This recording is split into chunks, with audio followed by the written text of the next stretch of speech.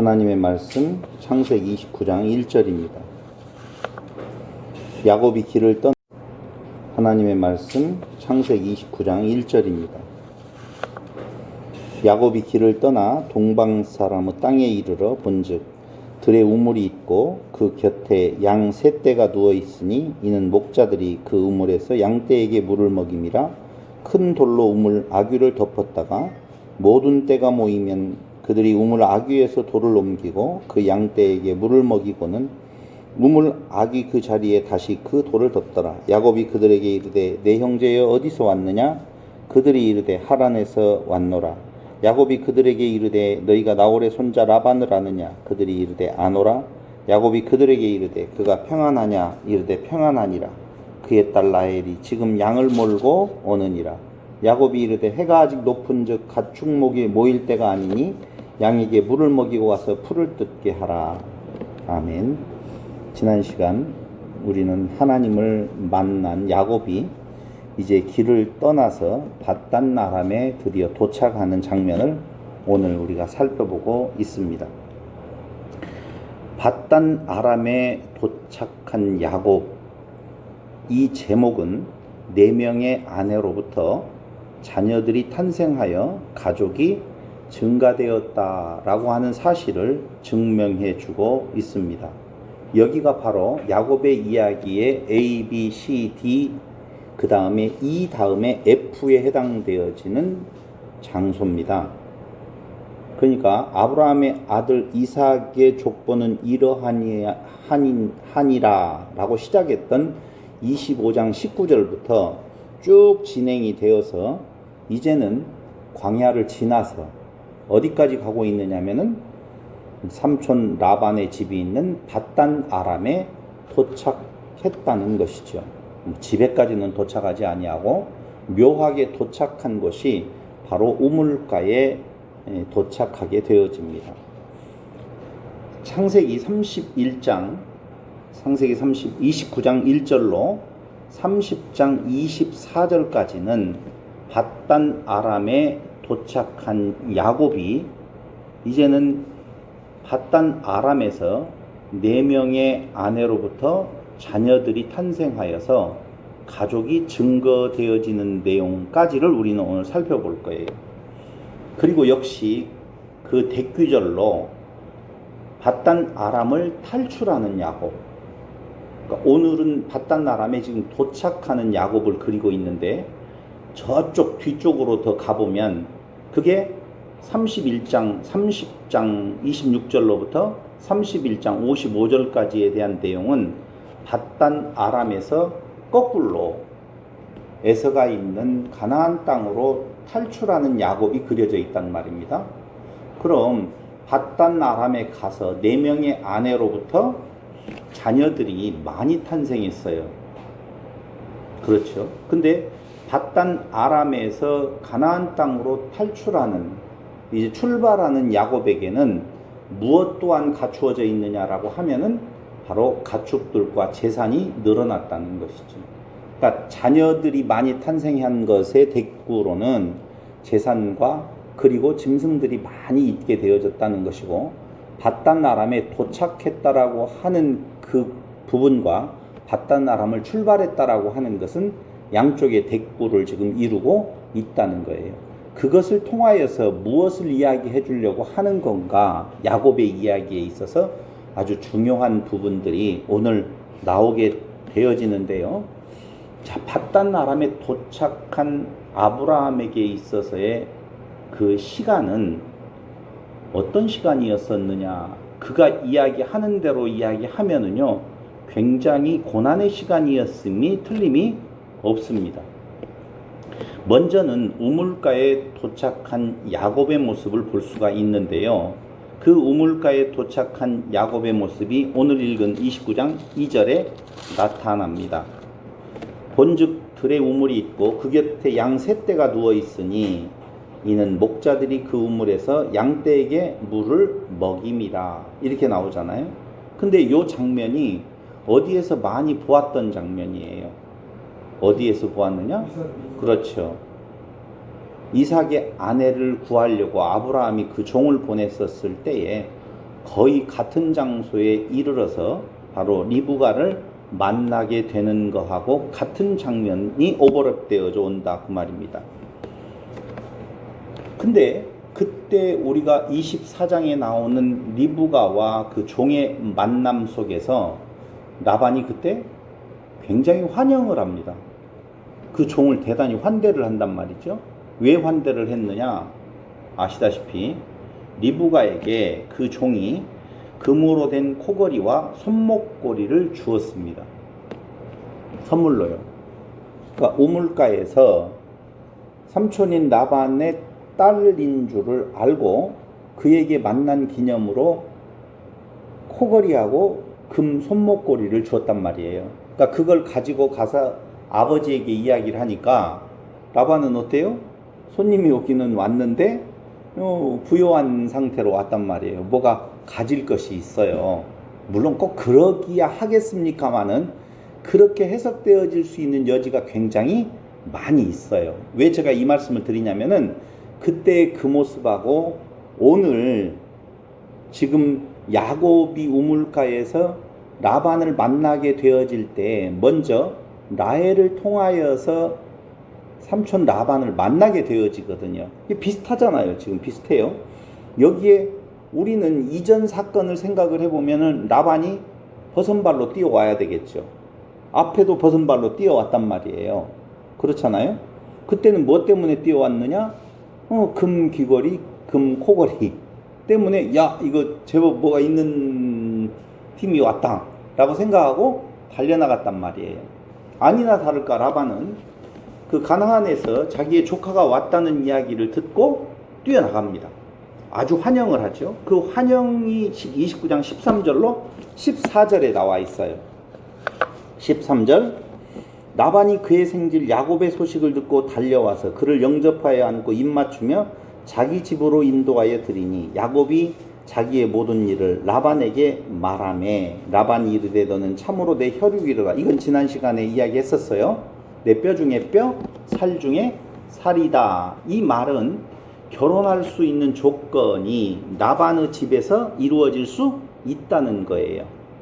근데 그건 지난 시간에 이야기를 했으니까 그 말이 아니고 오늘 왜 라반은 야곱을 이렇게 대대적으로 환영하고 있는가라고 하는 거예요.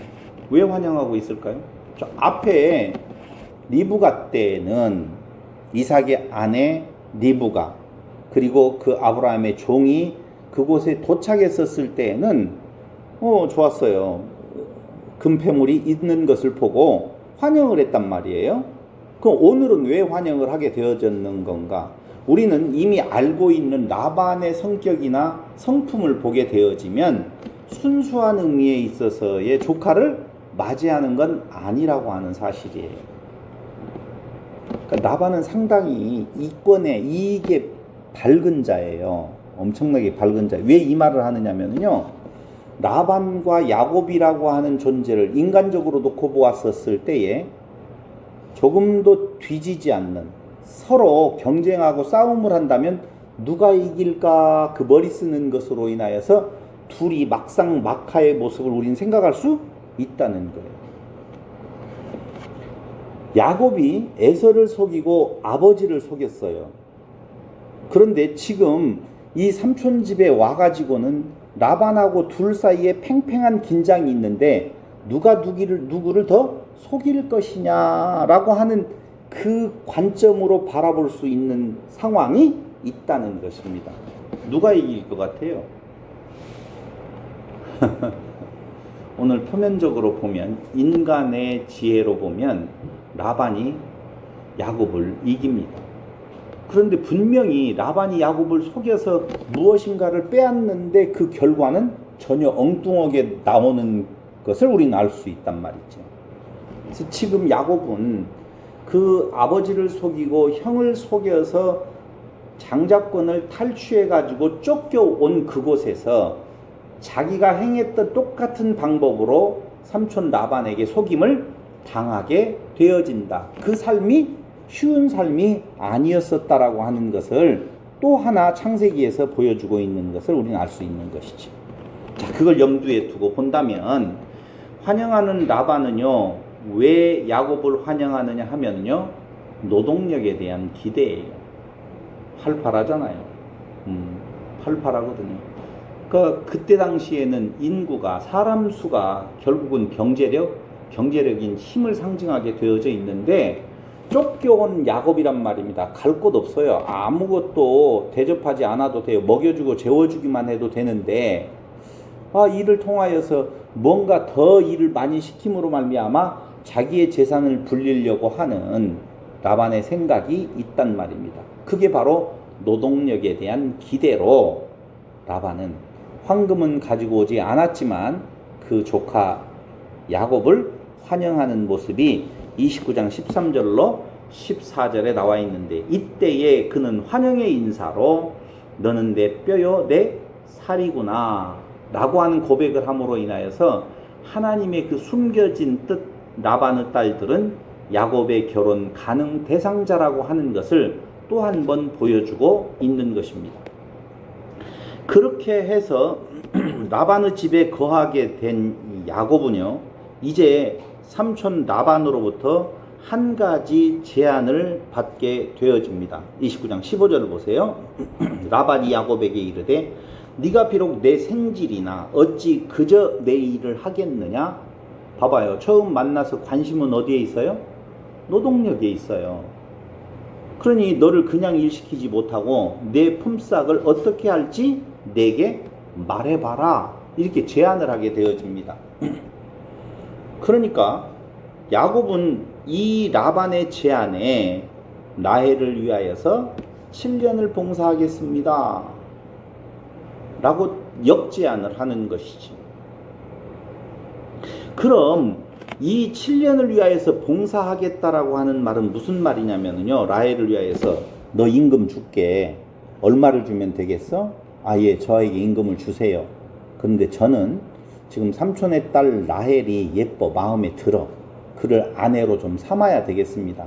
그러니 그 아내를 위하여서, 아내된 라헬을 위하여서 나는 7년 동안 어떻게 삼촌에게 봉사하겠습니다. 그 말이에요. 이 말이 무슨 말인지 혹시 생각해 본 적 있었어요? 이것은요, 고대 근동의 법을 모르고서는 이 말이 무슨 말인지 잘 이해가 안 갈 수가 있어요. 고대 근동의 법은요, 결혼 지참금으로서 어떤 물질을 신부집에 내야 돼요. 그걸 혼수라고 이야기가 되어져 있는데요, 창세기 34장 12절을 한번 보세요.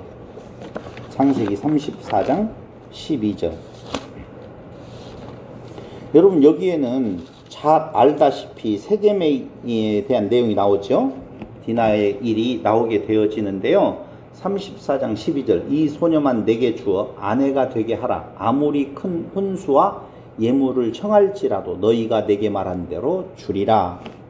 이 말이 여기 큰 혼수라고 할 때 이 혼수가 바로 결혼 지참금이라고 하는 모하르라고 하는 단어예요. 모하르. 됐어요? 뭐라고요? 결혼 지참금. 아내를 얻는 데 쓰는 돈이라는 뜻이거든요. 그러니까 당연히 세겜도 디나의 아버지와 그의 남자 형제들에게 이르되 나로 너희에게 은혜를 입게 하라 하면서 세겜이 이 아이를 내게 줄 수만 있다면, 소녀만 내게 준다면 나는 결혼 지참금을 어떻게 풍족하게 내겠다, 원하는 대로 다 내겠다라고 하는 말을 지금 하고 있는 거예요. 마찬가지로 사무엘상 18장 25절이나 출애굽기 20장 16절에도 이 결혼 지참금에 대한 내용이 나오는데요, 이 결혼 지참금은요, 어떤 성격을 가지고 있느냐면요, 그 아내를 얻기 위해서 그 신부 집에다가 내는 돈이면은 틀림이 없는데, 그럼 인신매매 같잖아요. 사람을 돈으로 사고 파는 것 같잖아요. 그런 의미가 있는 것은 아니었어요. 이 결혼 지참금의 의미로서의 모하르는요, 신부의 아버지가 죽었을 때나 신부가 남편이 죽거나 이혼당하여서 친정으로 돌아올 때에는 그녀에게 반환되어지는 보험 같은 성격을 가지고 있어요. 이해됐죠? 그 결혼 지참금을 내요. 근데 그 결혼 지참금은 어떤 성격을 가지고 있느냐라고 하면은 신부의 아버지가 죽었다든가 아니면 신부되어진 자의 신랑이 죽었다든가 그로부터 이혼을 당해가지고 친정집으로 돌아왔었을 때에 그 여자에게 돌려줘요. 누가? 친정 아버지든지 친정 사람들이 그 여자에게 그걸 돌려줌으로 그 여자가 살아갈 수 있는 하나의 돈이 되어진다니까요. 물질이 되어진다니까요. 근데 이걸 그런 의미로서의 결혼 지참금, 내가 7년 동안 어떻게 하겠다? 결혼 지참금이 현재 없는데 열심히 7년 동안 일해서 나해를 얻는 데에 대한 결혼 지참금으로 쓰겠습니다. 그 말이거든요. 그거 이해됐죠? 그런 의미예요. 그런데 삼촌 라반은요, 결혼 지참금으로 그걸 가지고 있으려고 하는 것이 아니라 본래의 결혼 지참금 모하르의 성격을 갖는 것이 아니라 그냥 자기가 다 취해버렸어요. 그걸 어디에서 알 수 있느냐? 31장 15절에 보면 한번 보세요. 14절 라헬과 레아가 그에게 대답하여 이르되 우리가 우리 아버지 집에서 무슨 분깃이나 유산이 있으리요? 있지요.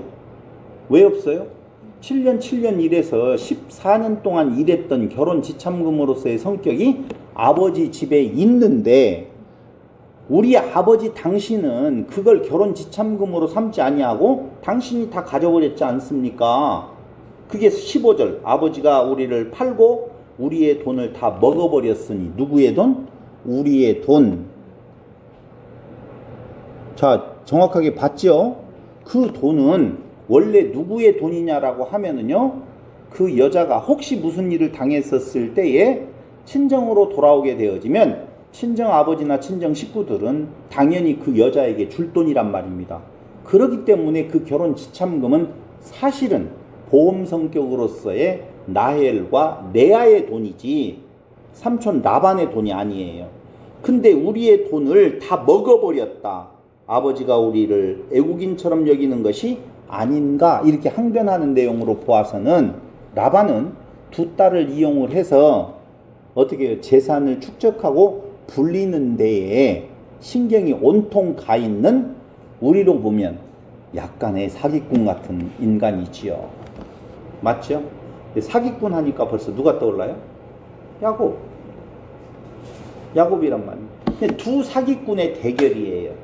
두 사기꾼의 대결을 통하여서 아버지와 형을 속이고 바단 아람에 온 야곱이라고 하는 존재가 그것보다 한 수 더 위인 삼촌 라반 그 사기꾼에 의해서 털리는 장면들이 지금 나타난다 그 말입니다. 자, 다시 한번 보겠습니다. 다 먹었습니다 라고 이야기를 하죠. 7년을 봉사하겠다. 그런데 이 사건의 의미가 무엇을 뜻하고 있느냐면요, 속이는 자가 속임을 당하는 내용을 보여주고 있는 거예요. 속이는 자 야곱이 누구에게? 더 큰 사기꾼 라반에게 지금 속임을 당하고 있는 모습을 29장 25절로 30절에는 나타나 있습니다. 25절 29장 16절을 한번 보세요.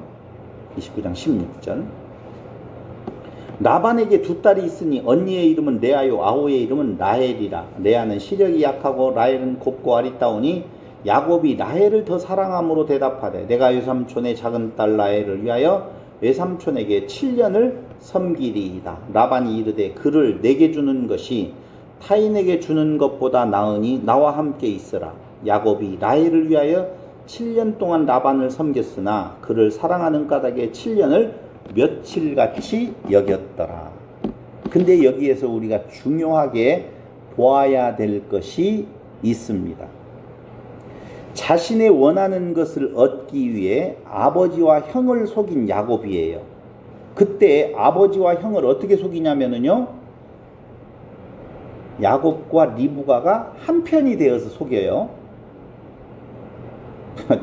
잘 기억하셔야 돼요. 다시요. 형 에서와 아버지 이삭을 속이는 데 있어서 야곱은 리브가의 도움을 받아서 속인단 말입니다. 무엇을 얻기 위해서? 본인이 원하는 것을 얻기 위해서 그렇게 속인단 말이에요. 그런데 자신이 원하는 것을 얻기 위해 이제는 거꾸로 속임을 당하고 있단 말입니다. 누구와 누구의 합작품에 속느냐면요, 아버지 라반과 레아의 그 합작을 통하여서 야곱은 속게 되어진다 그 말이에요. 자, 근데 참 성경이 재미있는 것이요, 이렇게 되어져 있어요. 지금 자신이 원하는 것을 얻기 위해서 엄마 리브가의 도움을 받아서 아버지와 형을 속인 야곱인데, 자신이 원하는 것 이제 바단 아람에서는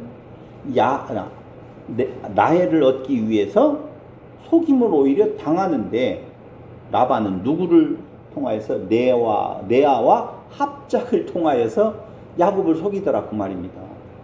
근데 여기 참 묘한 단어가 있어요. 29장 16절에 보면 라반에게 두 딸이 있으니 언니의 이름은 누구? 언니의 이름은 그 다음에 두 번째 나오는 단어가 뭐냐면요, 아우의 이름은 언니와 아우를 써요. 그렇죠? 그런데 18절에 보면은요, 아니요, 조금 더 내려가서 26절을 한번 보세요. 라반이 이르되 언니보다 아우를 먼저 주는 것은 우리 지방에서 하지 아니하는 바이라. 여기 언니와 아우가 나오지요. 이건 지금 몇 절이라고 그랬어요? 16절이에요. 그런데 26절인가요? 26절 같은 6이 들어가네요. 29장 16절에 언니 아우가 나오고 26절에 언니와 아우가 나와요. 제가 이렇게 쓸 때에는 저기에 뭐가 있는가 보다 이런 생각 들어가죠. 있어요. 여기 언니라고 되어져 있는 16절에 나오고 있는 그 언니는요, 가돌라라고 하는 히브리 단어예요. 가돌라. 스트롱 코드로 보면 1419번이거든요. 이건 크다 라는 뜻이 있고요. 16절에 쓰여진 아우라고 하는 단어는요, 카탄이라는 단어인데요, 이건 당연히 작은이라고 하는 뜻이 있어요. 교묘해요. 똑같은 언니와 아우로 한글이 번역되어 있기 때문에 그냥 같은 단어인 줄 알고 있지만 전혀 다른 단어예요. 여기 26절에 쓴 언니는요, 베키라란 단어거든요. 베키라. 이건 장녀라는 뜻의 단어예요. 아우라고 쓰여진 요 단어는요, 차이르인데요. 차이르. 이건 당연히 차녀거든요. 차녀.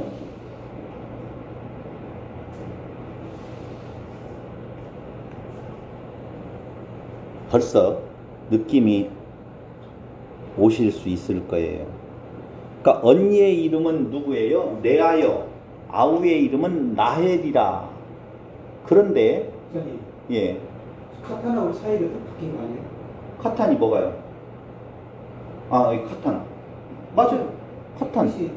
차이르가 작은 보잘것없는. 차이르는요, 여기 차녀라고 하는 의미로 보시면 돼요. 차녀가 카탄인가요? 카탄이요? 네. 그게 그렇게 나와 있어요, 거기에? 예.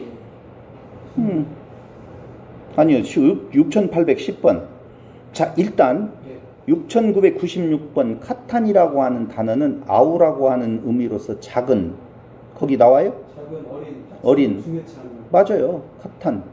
그런 의미예요. 그 다음에 차이르라고 하는 의미에 있어서 6810번은 뒤에 나오고 있는 이 아우는요, 차이르인데 이게 차녀라는 뜻이 있어요. 차녀.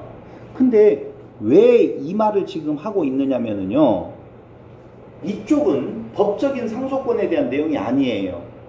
그냥 큰딸, 작은딸이에요. 근데 장녀와 차녀라고 하는 부분은 법적인 상속권이 보장되어져 있는 단어거든요. 그럼 생각을 해보세요. 에서는 누구예요? 장자예요. 야곱은요? 차자거든요. 그러니까 크다, 형과 동생의 개념이 아니란 말이에요. 장자와 차자의 개념이에요. 누가 누구? 에서와 야곱을 이야기를 할 때에 장자권이라고 하는 의미로 우리는 알고 있었잖아요. 그러니까 차자가 장자권을 탈취하는 거예요. 탈취했던 거지요. 뻥하지 마요. 저를 보시고 눈으로 마주쳐서 대답을 여러분들이 해주셔야 돼요. 왜 처음에 그 들어갈 때의 약속은 언니, 아우라고 하는 의미에 있어서의 두 딸이라고 이야기를 하는데, 삼촌 라반이 이제 라헬을 위하여서 7년 동안 봉사하고 난 뒤에 당연히 야곱이 아내로 주십시오 라고 하니까 안 돼, 할 수가 없어. 왜냐하면은 장녀를 대신해서 차녀가 먼저 혼인하는 것은 우리 지방에서는 있을 수가 없는 일이야 라고 말한단 말이에요. 처음부터 그렇게 말을 했어야지. 근데 왜 이때 와서 그러냐? 속이려고 이 단어를 쓴다고요. 가돌라와 카탄을 써요. 나는 거짓말 안 했다는 거예요. 두 딸이 있다. 뭐와 가돌라와 카탄이 있는데 우리 지방에서는 베키라와 차이르라고 하는 순서가 바뀔 수가 없다. 이 말을 듣는 법적인 상속권이 있는 용어를 사용하여서 야곱을 설복시킨단 말입니다. 너무나 야곱이 쉽게 설복당하잖아요. 야, 그럴 수 없어. 레아를 먼저 가져가. 레아하고 결혼해. 그런단 말이에요. 레아하고 결혼해. 그럼 왜 약속을 어겨요? 난 나이를 위하여 봉사한다고 그랬는데 이렇게 덤벼야 되잖아요. 근데 덤벼요? 안 덤벼요? 안 덤벼요. 왜요? 장자권을 탈취해서 도망온 야곱이란 말입니다. 너는 장자권을 탈취해서 도망온 놈이지만 그게 잘했다 못했다? 넌 윤리와 도덕적으로 문제가 있어.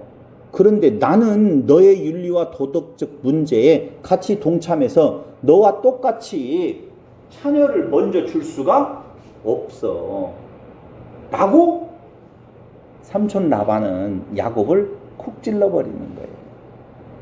야곱은 할 말이 없지요. 그렇지 않아도 그 일 때문에 지금 도망온 나쁜 놈이잖아요. 근데 너는 나쁜 놈이야.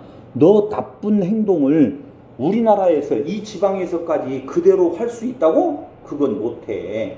라고 야곱의 그 잘못된 부분을 가지고 라반은 그 노동력을 착취하는 부분을 지금 보여주고 있다는 거예요. 또 있어요. 그런 장면이. 그래서 이때에 야곱은 꼼짝없이 삼촌의 말에 악소리도 못 내고 그냥 그대로 받아들일 수밖에 없단 말입니다. 그런데 이 29장의 대꾸, 상대적인 곳에 해당되어지는 31장 40절로 42절에 보면은요, 31장 40절로 42절에 보면은요, 우리 아버지 하나님, 40절, 내가 이와 같이 낮에는 더위와 밤에는 추위를 무릅쓰고 눈 붙일 겨를도 없이 지냈나이다. 내가 애삼촌의 집에 있는 이 20년 동안 애삼촌의 두 딸을 위하여 14년, 애삼촌의 양떼를 위하여 6년을 애삼촌에게 봉사하였거니와 애삼촌에게 내 품삯을 10번이나 애삼촌께서 내 품삯을 10번이나 바꾸셨으며 우리 아버지의 하나님 아브라함의 하나님 곧 이삭이 경외하는 이가 나와 함께 계시지 아니하셨더라면 애삼촌께서 이제 나를 빈손으로 돌려보내셨으리이다마는 하나님이 내 고난과 내 손의 수고를 보시고 어젯밤에 애삼촌을 책망하셨나이다. 그러니까 자기의 잘못된 것을 통하여서 꼼짝 못하고 라반에게 지금 당했는데 하나님이 나와 같이 해주지 아니하셨다라고 보면 나는 낮에는 더위 밤에는 추위 눈 붙일 겨를도 없는 세상을 그냥 헛되게 보낼 뻔 했습니다. 지금 그 말이거든요. 하나님이 나와 함께 계시지 아니하셨더라면 애삼촌께서 이제 나를 빈손으로 돌려보내셨을 겁니다. 그러나 하나님이 내 고난과 내 손의 수고를 보시고 어젯밤에 애삼촌을 책망하셨나이다. 이 고백 속에는 속임을 당했는데도 풍성함을 이루었죠. 그렇잖아요. 자기의 잘못된 모습을 예를 들어서 꼼짝 못하게 만들었던 라반, 그 속임에 속절없이 당하기만 한 야곱, 그는 아무것도 없이 빈손으로 돌아갔어야 되는데 오히려 여호와 하나님께서 나와 함께 하셔서 이렇게 많은 것을 잊게 하셨습니다 라고 고백하는 모습이에요. 그런데 역으로 오히려 아버지와 형 에서를 속였던 야곱은요, 쫓기는 신세가 되었네요. 그러니까 속이는 이유가 뭐냐면요, 그것을 내가 탈취하려고 속이는 건데 탈취했었을 때에는 아무것도 없이 쫓기는 신세가 되었고, 오히려 속임을 당한, 탈취를 당하는 쪽이 되어졌었는데 뭔가 풍요롭게 되어졌어요. 그러니 20년을 누가 역사하셨다? 하나님 여호와께서 역사하셨습니다 라고 하는 것을 지금 고백하고 있는 거예요. 그래서 속이는 자가 속임을 당하는데 어떻게 속임을 당하는 건가? 그가 행했던 방식으로 똑같이 속임을 당하는 거예요. 그런데도 하나님은 빈손으로 돌아가지 아니하도록 하셨다라고 고백한 뒤에 29장 31절로 30장 43절에서는 인간의 욕망을 통한 하나님의 언약 성취가 이루어지는 부분이 나옵니다. 이게 뭐냐면요, 인간의 욕망이라고 하는 것이 바로 레아와 라헬의 경쟁이지요. 그렇죠? 인간의 욕망이 어디에 있는 건가? 결국은 사람은 사람 중심, 자기 중심으로 살아가게 되어져 있는데요. 레아는 남편의 사랑을 얻고자 하는 욕망이 그에게 있었어요. 라헬은 이미 남편의 사랑이 있기 때문에 자식을 통한 주도권을 얻기 위한 욕망이 있었단 말입니다. 자식이 안 나요. 레아가 아들을 몇 명 날 때까지 못 나요? 4명이나 날 때까지 한 자식도 못 나는 부분을 볼 수가 있는 거예요. 그래서 라헬은요, 그 속에 무슨 욕망이 있었냐면요, 자식을 통한 남편과의 관계에 있어서 주도권을 얻고자 하는 욕망이 있었고, 어느 정도로 심했냐면요, 30장 1절에 보니까 내게 자식을 낳게 하라. 누구에게요? 야곱에게. 라헬이 자기가 야곱에게서 아들을 낳지 못함을 보고 그의 언니를 시기하여 야곱에게 이르되 내게 자식을 낳게 하라. 그렇지 아니하면 내가 죽겠노라. 나 자살할 거야. 빨리 나한테도 아이가 생길 수 있도록 네가 노력해야 될 거 아니야 라고 할 정도로 그 욕망이 대단했던 것을 알죠. 거기에 대한 야곱의 답은 뭐예요? 내가 하나님을 대신하겠느냐?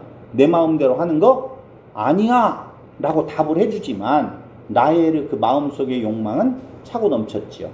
자식을 통한 주도권을 잡으려고. 근데 레아는요, 자식이 펑펑펑펑 나요. 그런데도 불구하고 사랑은 오지 않거든요.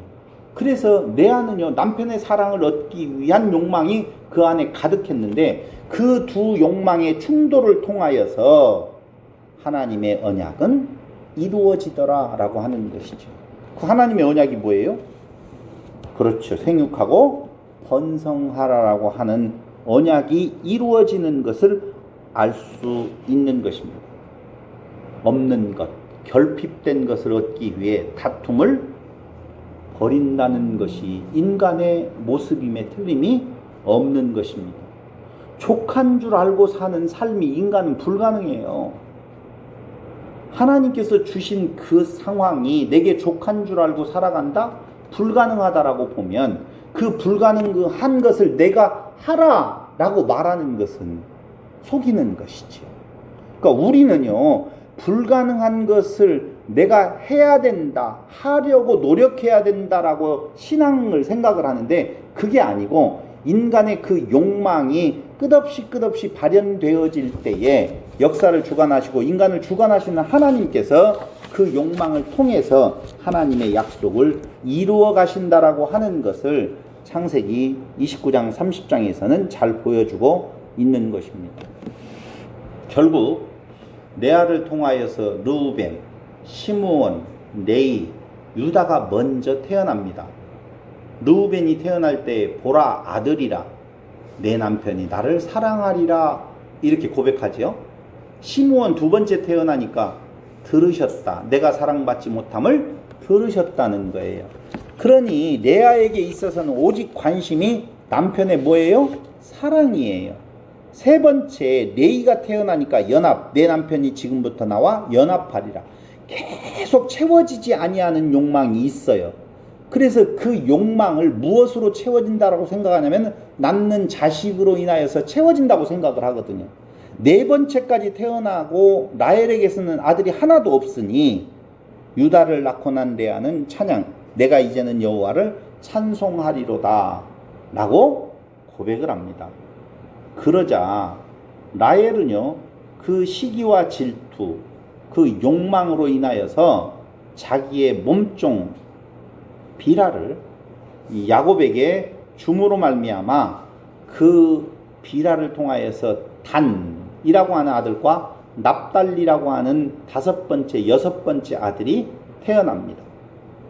이게 바로 단이라고 하는 그 아들의 이름은요, 심판이라는 뜻이 있는데요, 하나님이 내 억울함을 푸시려고 들으셨다. 다 아전인수격으로 해석을 해요. 다 아전인수격으로. 두 번째, 비라의 두 번째 아들 납달리는요, 경쟁, 언니와 크게 경쟁하여 이겼다라고 라헬의 욕망이 표현된 이름을 지어줍니다. 그러자 그 남편의 사랑에 목말라 있던 레아는요, 네 번째 아들까지 낳고 또 아들을 통하여서 경쟁하려고 실바, 레아의 몸종을 야곱에게 들여보내서 갓과 아셀이라고 하는 아들을 낳게 되는데, 하나는 복되도다 갓, 하나는 기쁘도다 아셀이라고 하는 이름을 지어줍니다. 그러자 레아에게 또 아들 소식이 있는데요, 아홉 번째 이사갈과 스불론 아들을 낳습니다.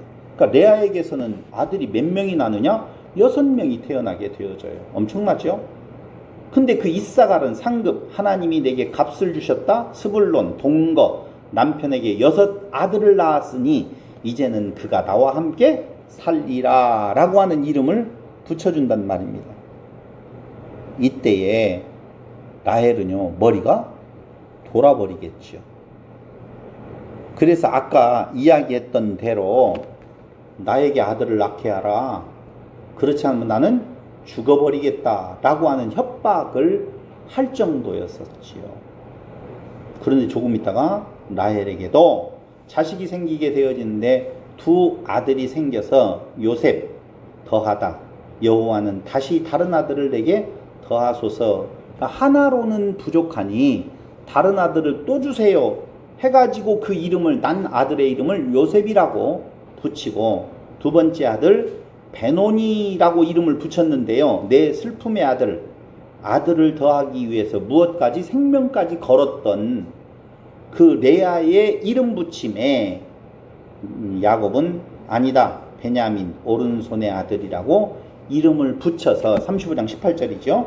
아들이 몇 명으로 야곱에게서 태어나게 되느냐?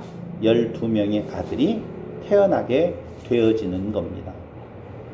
결국 이 인간의 욕망을 통한 하나님의 언약 성취는 생육번성의 언약 28장 3절과 35장 9절로 11절에 나타나고 있는 생육번성의 언약이 이루어지는 것을 볼 수가 있는 거예요. 근데 이렇게 12명의 아들로서 끝이 나는 것은 바로 라헬의 죽음으로 갈등은 종결되어지는 것입니다. 그러니까 두 여인의 갈등이 하나님의 언약, 야곱에게 주었던 생육번성의 언약이 이루어지는 한 요소가 되어졌지요. 그랬습니다. 근데 그게 라헬의 죽음으로 이제는 끝이 나는데, 결론적으로 말씀을 드리면 인간의 그 욕망이 하나님의 언약을 이루는 하나의 도구로 쓰여졌다라고 하는 것을 우리는 알 수가 있는 거예요.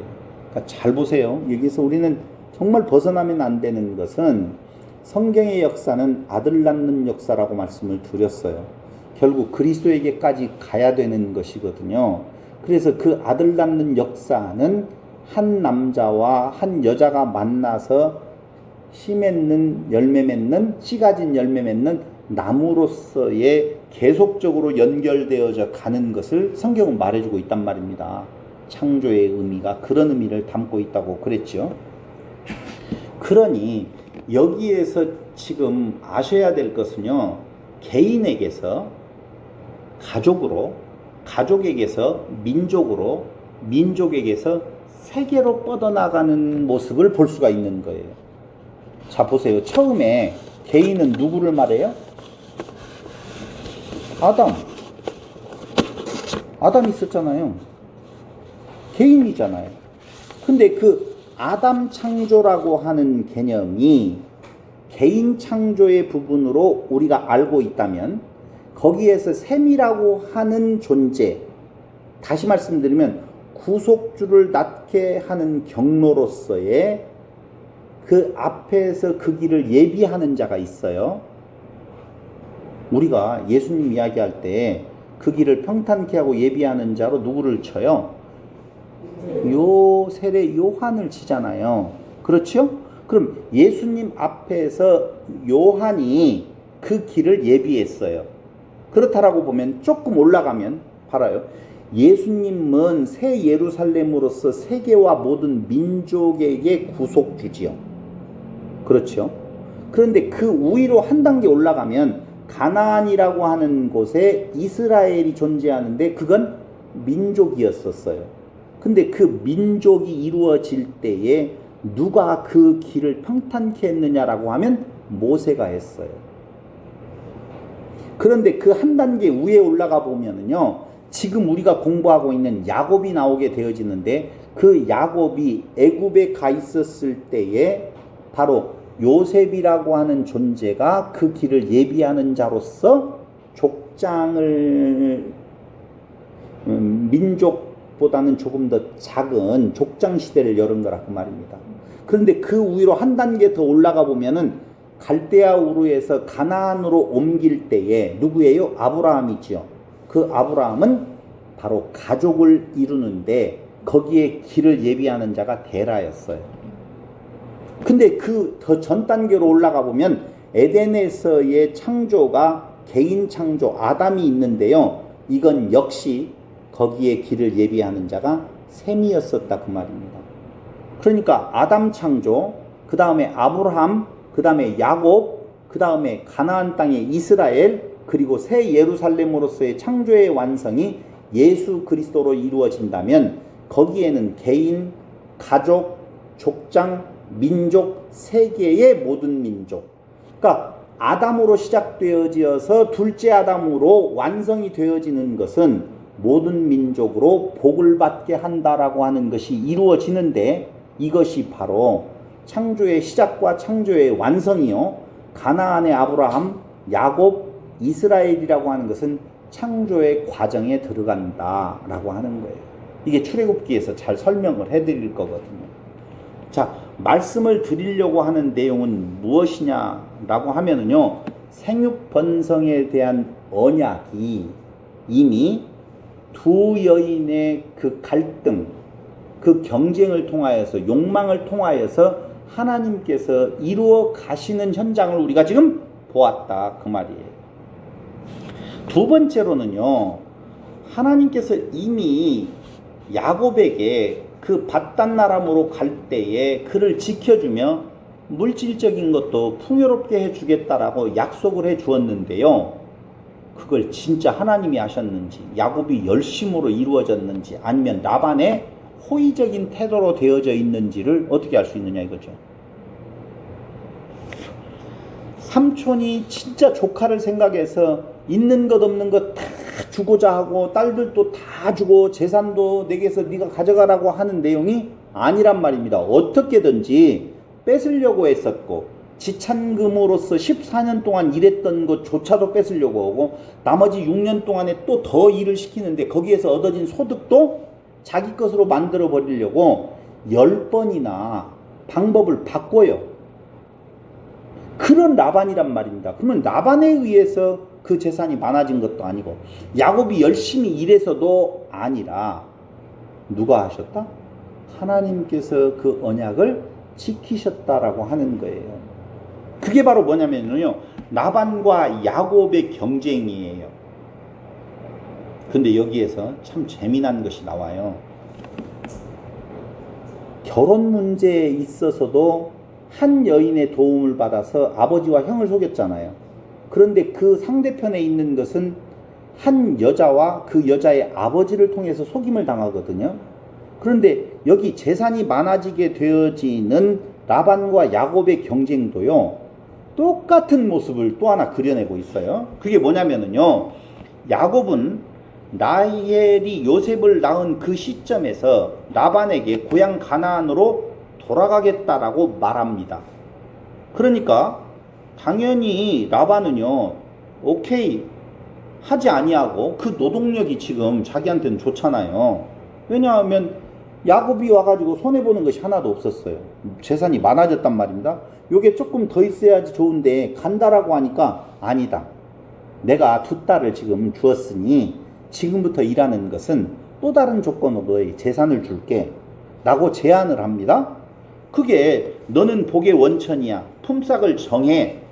네가 정하는 대로 내가 품삯을 줄게 라고 말하는 것이 30장 27절에 대한 내용이에요. 30장 27절 한번 볼래요? 27절에 보니 라반이 그에게 이르되 여호와께서 너로 말미암아 내게 복 주신 줄을 내가 깨달았노니 네가 나를 사랑스럽게 여기거든 그대로 있으라. 또 이르되 내 품삯을 정하라. 내가 그것을 주리라. 요렇게 제안을 또 한단 말입니다. 그러니까 야곱은요, 이때에 여기 우리가 잘 알아야 될 것이 있어요. 하여튼 목사님들이나 성도님들이 이것 때문에 많이 고민을 하고 연구를 하는데요, 도대체 어떻게 야곱의 재산은 불려가고 라반보다도 더 번성하게 되어지는 건가? 정한 대로 왜 그렇게 되어지는 건가? 어떻게 얼룩덜룩한 것이 왜 나오는 건가? 얼룩덜룩한 것이면 얼룩덜룩한 것이 많이 나오고, 아니다 그런 거 없는 것으로 야곱이 가져가야 될 때 이게 10번을 지금 바꾸거든요. 누가? 라반이요. 요렇게 했더니 많이 나오네? 이번엔 바꾸자를 몇 번 해요? 10번 했다고 나와요. 10번 했다고. 근데 10번만 했을까요? 11번 정도 했을까요? 아라비아 숫자가 없을 때예요. 그러니까 하나, 둘, 셋, 넷, 열이라고 하는 개념이 없이 세알린다라고 하면 이 10손가락이에요. 그러니까 열이라고 하는 것은 그 이상 풀로 할 만큼 자기가 머리 쓸 만큼 다 써서 바꿨다 그 말이에요. 그래서 10계명, 그렇죠? 열재항 나오죠? 또 그것만이 있는 것이 아니라 10번의 반역, 민수기에 나오고 있는 민수기 14장 25절에서도 10가지의 10번의 반역 사실을 들춰내는데 그것은 10번을 했다는 말이 아니고 10가지라는 말이 아니고 풀로 찼다 그 말이에요. 그러니까 10번을 바꾼 것은요, 삼촌 라반의 입장에서는 이거 어떻게 해야 돼? 이렇게 바꿔보고 또 이거 이렇게 바꿔 이렇게 바꿔. 그걸 6년 동안에 10번만 한 것이 아니라 수도 없이 바꿨는데 바꿀 때마다 다 야곱 쪽으로 나와버린다 그 말입니다. 그럼 이거 누가 하셨어요? 하나님이 하셨다라고 말을 하면 또 한 번 속는 거예요. 봐봐요. 이때의 야곱은요, 하나님의 계시를 받아가지고 삼촌 라반과 경쟁을 하고 있는 것이 아니에요. 자신이 알고 있는 지식을 이용해요. 그 지식이 뭐예요? 민간 주술이에요. 아기를 잘 낳으려면, 아들을 낳으려면 어디 가서 무엇을 만지면 아들을 낳는다며요. 민간 신앙이라는 것이 있단 말이에요. 그래서 얼룩덜룩한 것을 날려고 보면은 무슨 나무? 신풍나무, 또 먼나무, 세 가지 나무들이 나오게 되어지는데요. 여기 참 중요한 것이 있어요. 그러니까 자기가 알고 있는 민간 주술 신앙의 지식을 가지고 지금 라반과 경쟁을 한단 말입니다. 그럴 때에 그 재미난 단어가 하나 나오는 것이 거기에 신풍나무라고 나오지요. 여기 한번 보세요. 몇 절입니까? 30장 몇 절이요? 37절.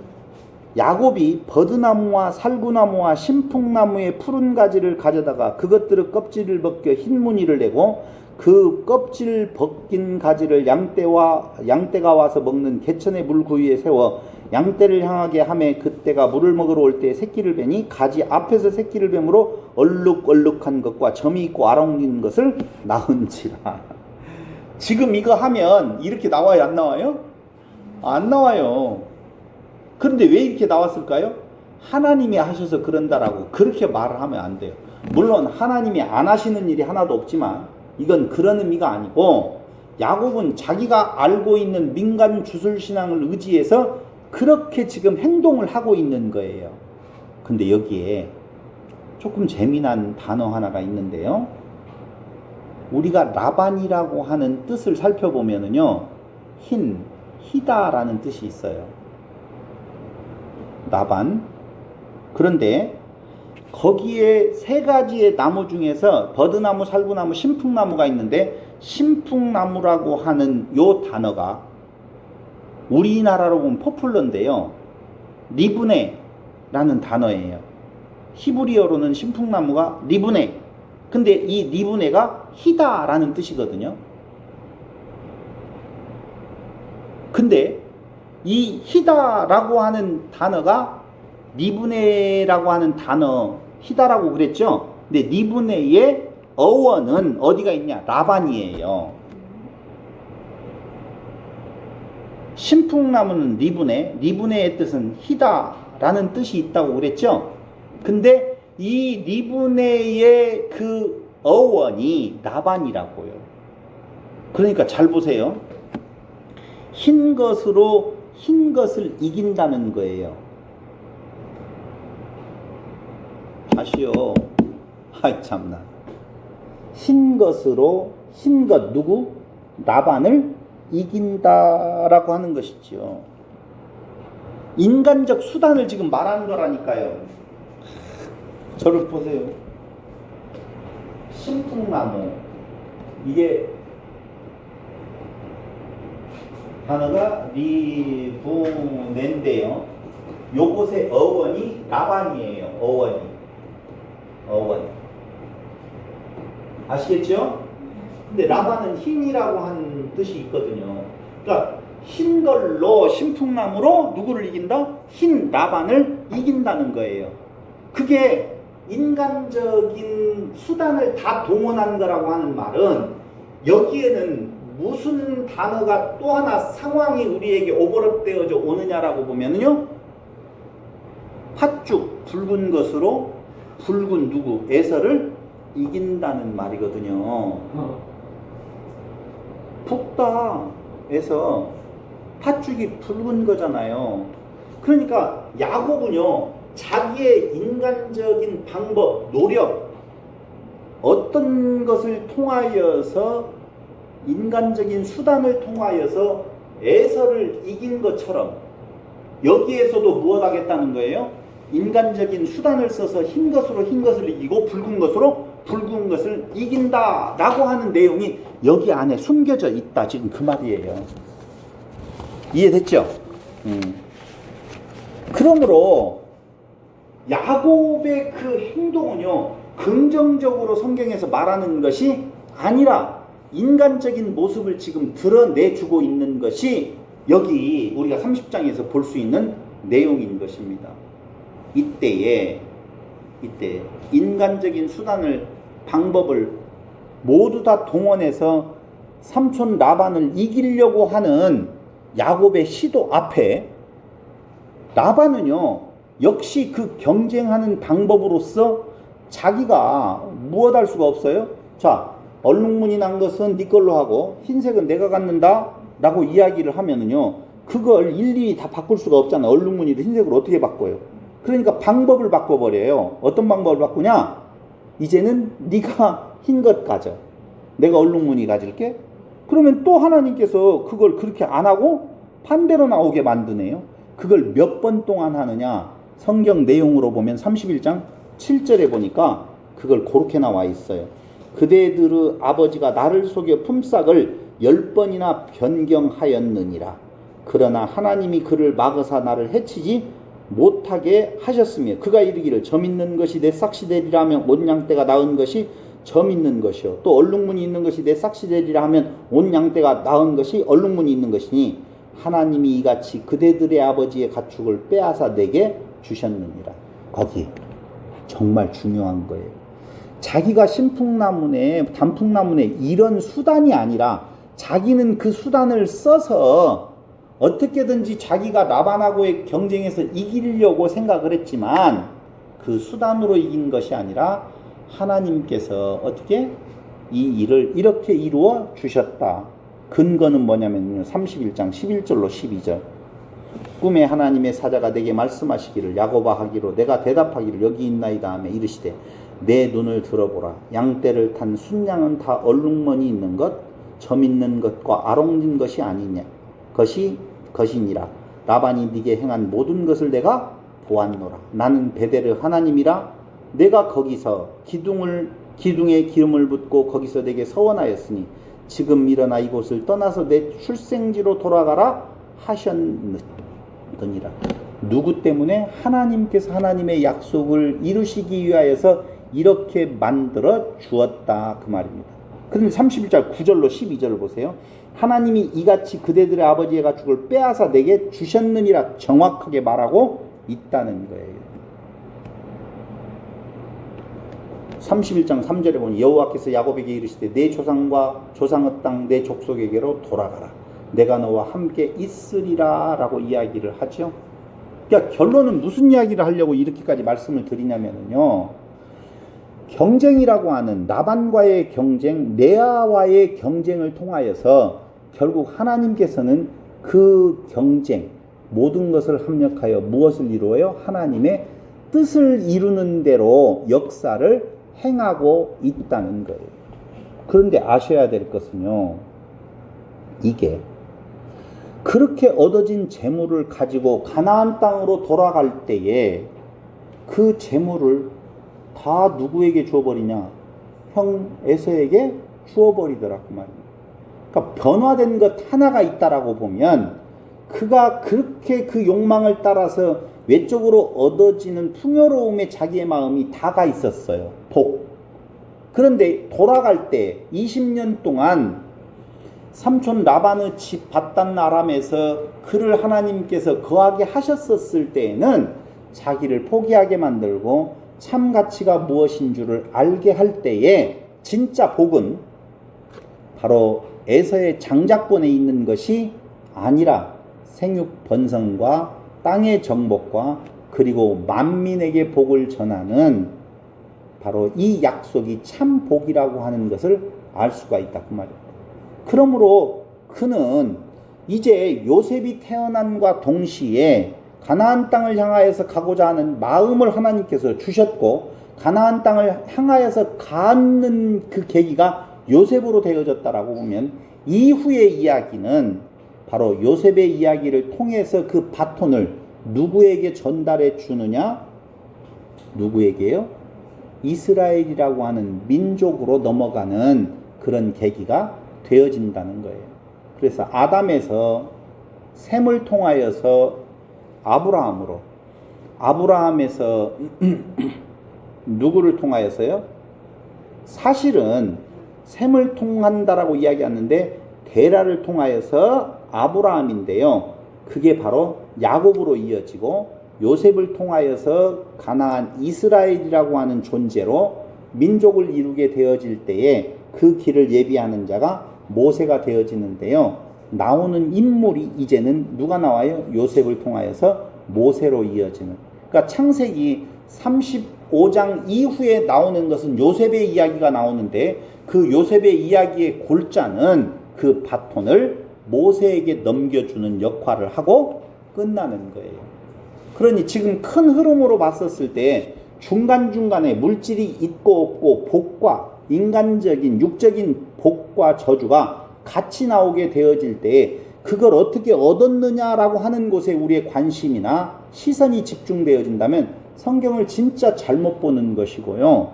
우리의 시각은 그리스도를 향해 가는 낳고의 역사로 봐야 된다라고 하는 겁니다.